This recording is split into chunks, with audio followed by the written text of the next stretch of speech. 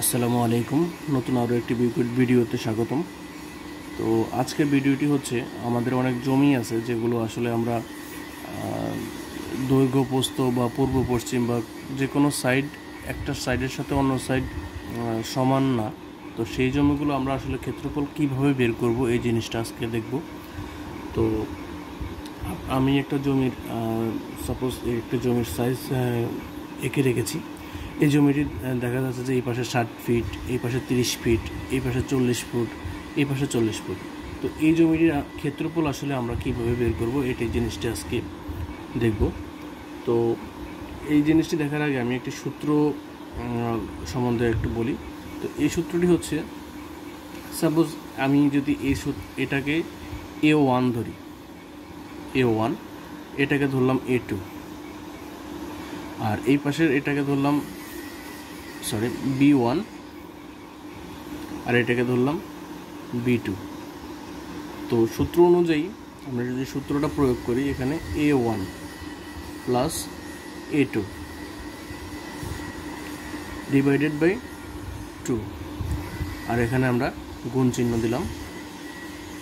আর সূত্র অনুযায়ী B1 যোগ B2 ডিভাইডেড বাই 2। এখন সূত্র অনুযায়ী যদি আমি A1 এর এবং A2 মান বসাই, A1 এর মান আছে 60 যোগ A2 মান আছে 40 ভাগ হচ্ছে 2 গুণ B1 এর মান হচ্ছে 30 এবং B2 মান হচ্ছে 40 ডিভাইডেড বাই 2। তো ক্যালকুলেশন করলে এখানে আসতেছে 40 আর 60 আর 40 যোগ করলে আসতেছে 100 ডিভাইডেড বাই 2 গুণ 30 আর 40 যোগ করলে হচ্ছে 70 ডিভাইডেড বাই 2। আমরা যদি এটা ইকুয়েশন করি তাহলে 100 অর্ধেক হচ্ছে 50 গুণ 70 এর অর্ধেক হচ্ছে 35।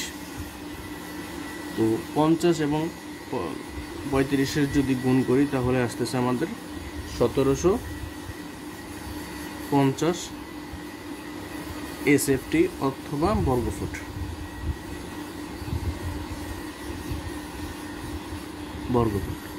এখন এই জমিটি আমার 1750 বর্গফুট আছে।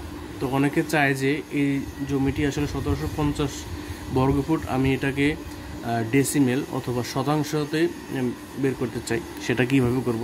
তো সেটা যদি আপনি বের করতে চান তাহলে এটাকে 1750-এ 435.6 দ্বারা ভাগ করবেন।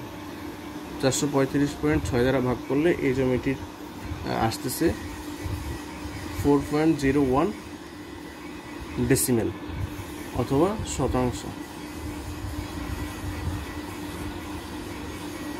এভাবে আপনারা এই জিনিসগুলো বের করতে পারবেন।